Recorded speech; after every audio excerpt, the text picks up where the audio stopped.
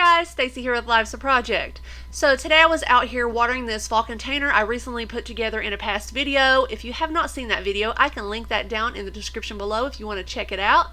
But you can see here all of these small holes. Something has been enjoying this container and this cabbage just as much as me. So I'm going to go ahead and take care of the problem, and I thought this would be the perfect moment to show you how I do that with my handheld sprayer. So this is my STIHL handheld sprayer. So this is a STIHL brand, just like STIHL chainsaws. You can pick this up at a STIHL store or a store that sells STIHL products. I think I got mine from Ace Hardware, which is a STIHL dealer. I also have some Neem Oil, and I'll talk about that in just a moment. It also comes with an instruction manual, which is really handy. It shows you how to use the sprayer, how to clean the sprayer, and how to maintain your sprayer. So really nice to read and to have. The Neem Oil I'm going to go ahead and kind of set aside, and we'll talk about that in just a moment. First, I wanted to go over some features and just talk about the sprayer a little bit more. So this is the STIHL SG handheld sprayer. It's made of a thick, durable plastic, and this is the tank or container that holds your solution. And you can see, well, it is hard to see actually. I hate when they do that. They make the numbers the same color. It would probably be best to mark this with a permanent marker. It holds 1.5 liters, which is the max fill. This is the handle, of course, and it also has this button lever that starts and stops the spraying. It has a non-adjustable cone spray nozzle, so it does not adjust. It only sprays a fine mist, but you are able to remove the nozzle to rinse it under running water to clean it. So this is the pump shaft. You have to pump the pump shaft up and down to pressurize the tank before you can spray. It recommends about 20 to 30 times.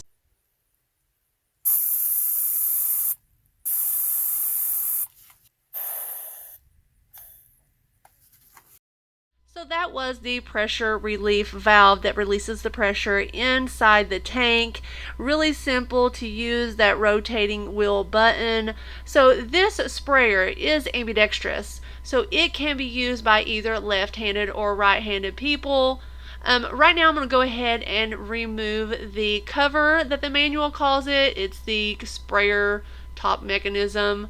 So I'm just going to set that aside. So this container, the total tank volume is 1.9 liters, which is about a half a gallon tank, but the actual max fill is 1.5 liters. I just wanted to make sure I specified that.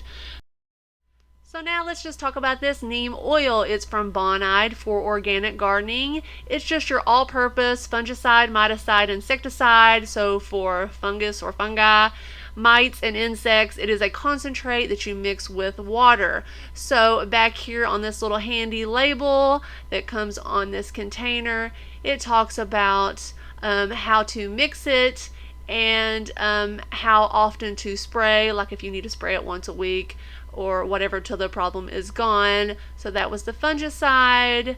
You can see up here it's like 2 tablespoons per gallon of water, but down here under the insecticide and miticide, it is 2 to 4 tablespoons per gallon of water.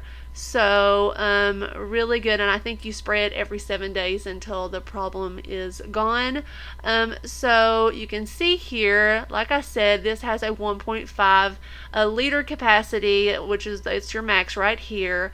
So that is a little under a half a gallon. So to make this simple and not get too crazy, to do a half a gallon, you would need to do 1 to 2 tablespoons instead of 2 to 4 tablespoons.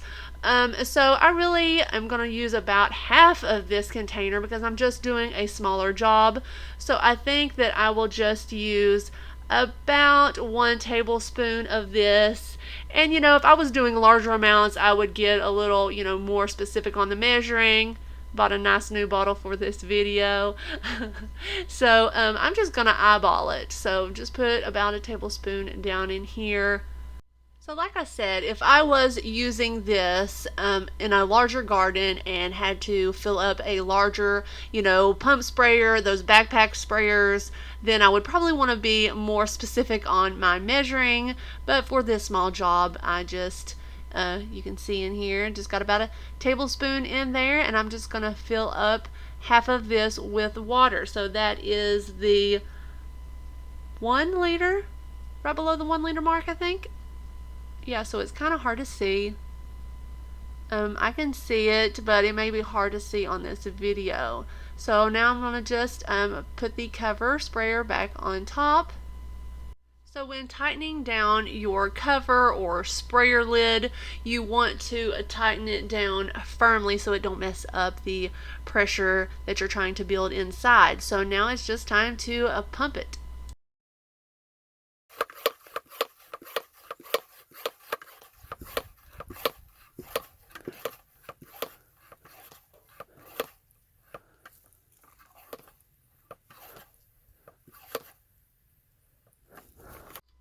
So that was 20 times, and that's what I normally do. It really gets tough pressing it down there at the end. So here's my little cabbage. I'm going to go ahead and spray this down really well with the solution.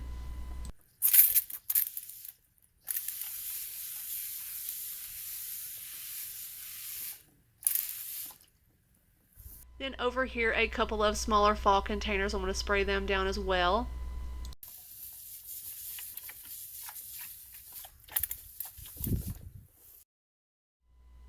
So I noticed some dripping around the nozzle. I think I had it loose earlier, so let me tighten it up and try it again here.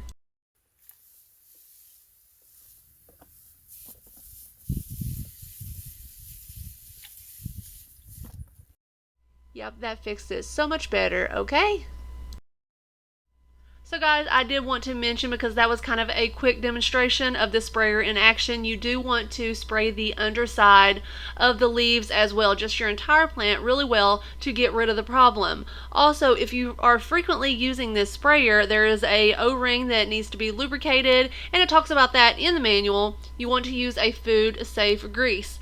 Also, with cleaning this sprayer, just really simple. You want to rinse the entire thing with clean water. You want to fill it full of clean water again, and you just want to pressurize that tank and just keep on spraying until it kind of flushes out the entire system.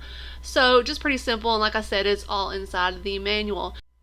So guys, just one more thing that I don't think that I mentioned yet. They do make an SG11 Plus. The big difference, that sprayer has the adjustable spray nozzle that goes from a fine mist to a jet, and this one does not have an adjustable nozzle.